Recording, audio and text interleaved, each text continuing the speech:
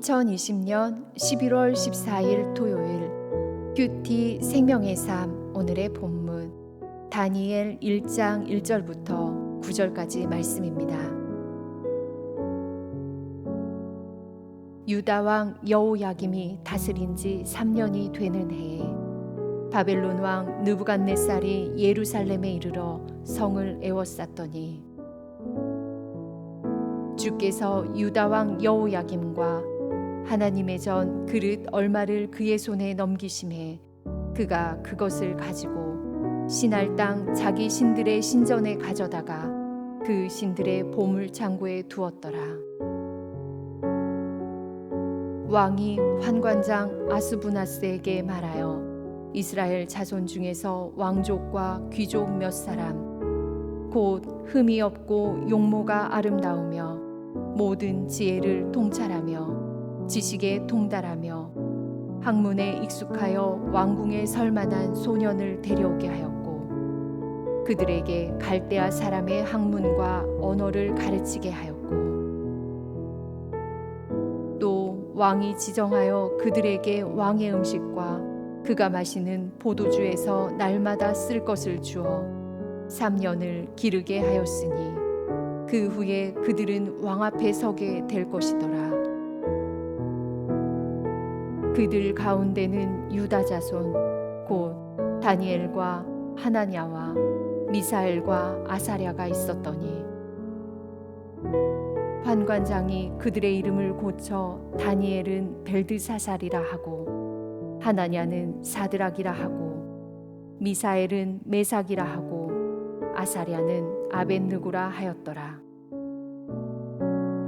다니엘은 뜻을 정하여 왕의 음식과 그가 마시는 포도주로 자기를 더럽히지 아니하리라 하고 자기를 더럽히지 아니하도록 환관장에게 구하니 하나님이 다니엘로 하여금 환관장에게 은혜와 긍휼을 얻게 하신지라. 아멘.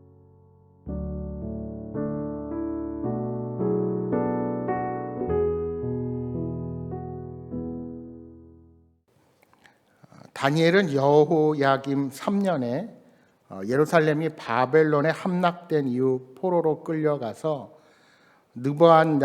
느부갓네살 왕 때부터 바벨론이 망하고 바사의 고레스 왕 시대까지 무려 69년 동안 관리로 일하면서 포로 생활을 경험한 사람입니다. 그러니까 유다의 암울한 포로의 시기를 몸소 체험하며 이방 땅에서 산 사람입니다. 그렇다고 다니엘은 유다 백성으로서의 정체성을 버리거나 하나님을 저버리지 않았습니다. 다니엘은 뜻을 정하여 하나님의 율법의 말씀인 토라를 신실하게 지킴으로 하나님의 복을 받은 사람입니다. 그는 세 친구와 함께 바벨론의 학문을 충실하게 배울 뿐 아니라 환상과 꿈을 깨달아서 암담한 포로의 시기를 살아가는 유다 백성들에게 소망을 제시한 하나님의 사람이었습니다. 말씀드린 것처럼 그가 포로로 바벨론에 끌려갔을 때는 유다가 완전히 패망하기 전입니다. 유다 왕 여호야김은 애굽의 바로 느고에 의해서 세워진 유다 18대 왕이었습니다. 그가 통치하는 동안 애굽을 섬기던 유다는 갈그미스 전투에서 애굽이 바벨론에게 참담하게 패하는 것을 지켜봐야만 했습니다. 여호야김 왕이 바벨론에게 항복하라는 하나님의 뜻을 거부한 결과 바벨론의 느부갓네살은 유다를 침공하여서 많은 백성을 포로로 끌고 갔습니다. 느부갓네살은 하나님의 전에 있는 기물들을 가져가 신할 땅 이방 신전 뜰에 두었고 지혜가 있고 외모가 출중한 유다 소년들에게 바벨론의 학문과 언어를 가르쳤습니다. 그리고 왕이 먹는 음식과 포도주를 먹게 했습니다. 이처럼 대제국으로 많은 식민 통치를 하게 된 바벨론은 다양한 민족에 대한 포용 정책으로 제국의 질서를 유지하려고 했습니다.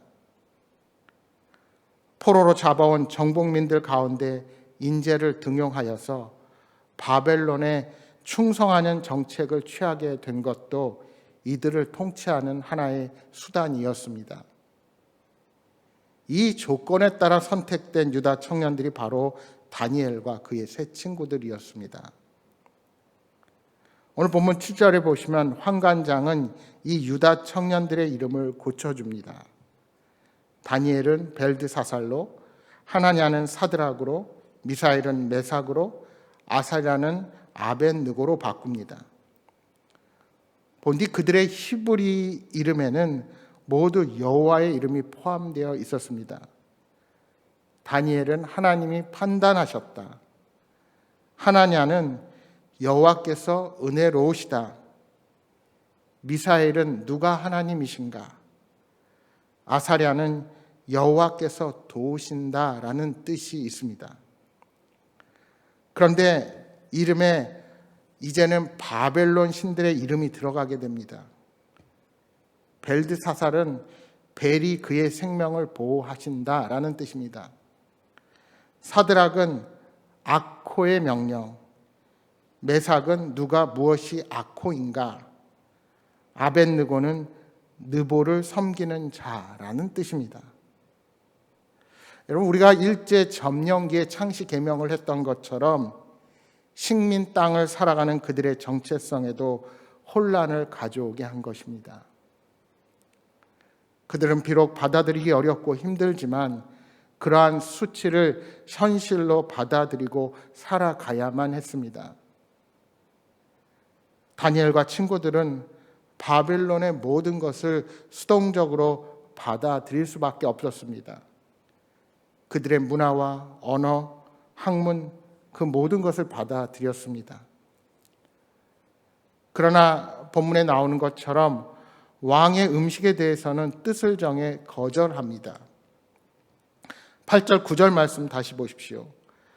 다니엘은 뜻을 정하여 왕의 음식과 그가 마시는 포도주로 자기를 더럽히지 아니하리라 하고 자기를 더럽히지 아니하도록 환관장에게 구하니 하나님이 다니엘로 하여금 환관장에게 은혜와 긍휼을 얻게 하신지라. 바벨론은 마르둑이라는 신을 국가의 신으로 섬겼습니다. 마르둑은 바벨론 사람들이 섬기던 수많은 잡신들의 왕입니다. 왕실에서는 왕을 비롯한 사람들이 마르둑에게 제물로 바쳤던 음식을 먹었습니다. 그 음식을 먹는 것은 마르둑이 자신들의 인생에 평안과 복을 가져다 준다는 신앙 고백의 표현이었습니다. 그렇기 때문에 바벨론 왕의 음식을 먹는다는 것은 우상숭배이고 하나님에 대한 배교가 자연적으로 되었습니다. 바벨론 왕은 이런 의미로 유다 소년들에게 왕의 음식을 먹게 했습니다.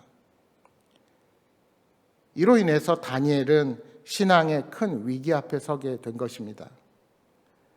그는 지금까지 왕실의 교육을 기꺼이 다 받아들였습니다. 바벨론의 언어와 학문, 모든 문화들을 익혔습니다. 이름도 바벨론식인 벨드사살로 고쳤습니다. 그렇지만 왕의 음식은 단호하게 거절합니다. 왜요?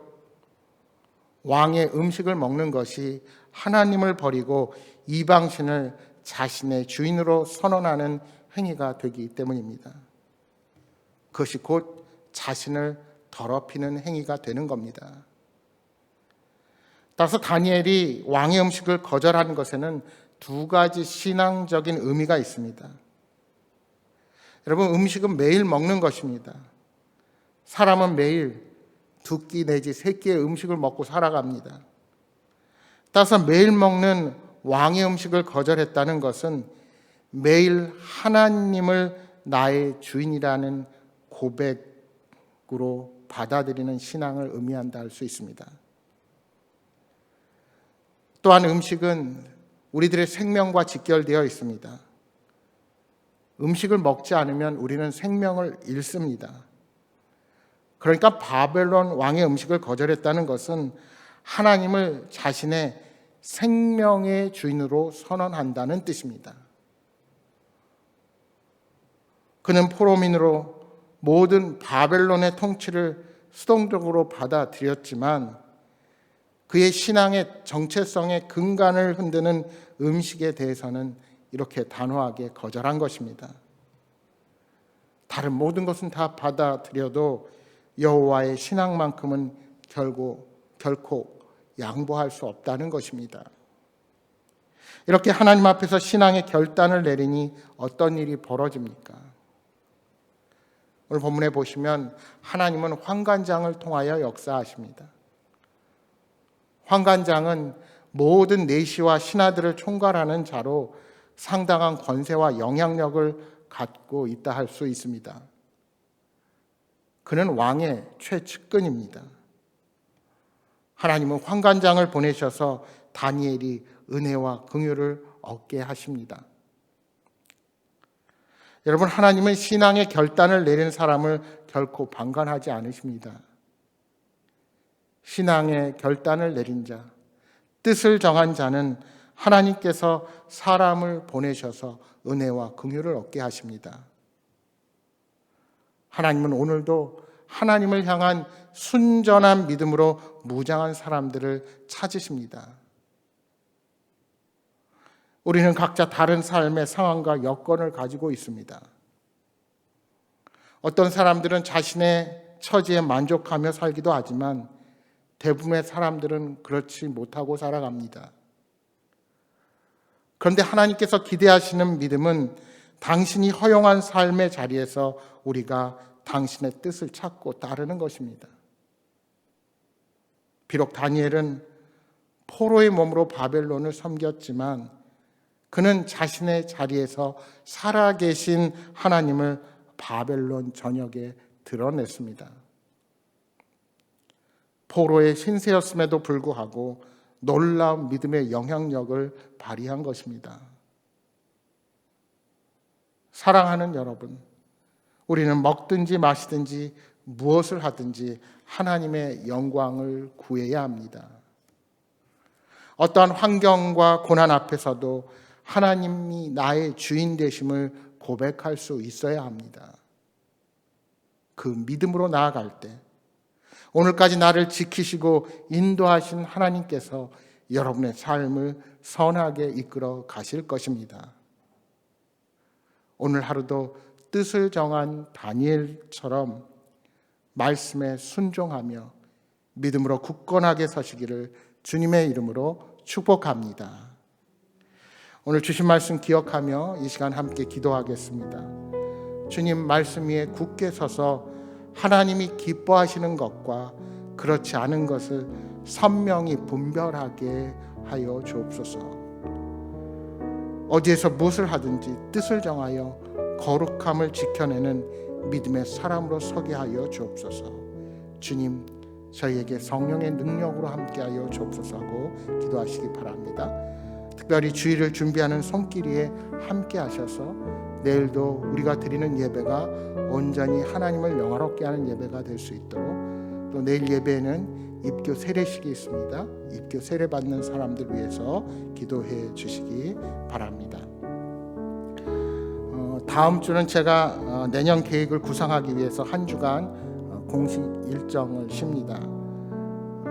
금요일까지 모든 설교는 우리 부목사님과 전도사님들이 맡아 진행하시겠습니다. 다음 주 토요일부터는 제가 다시 진행하겠습니다. 이 모든 일을 위해서 기도해 주시기 바랍니다. 함께 기도하겠습니다.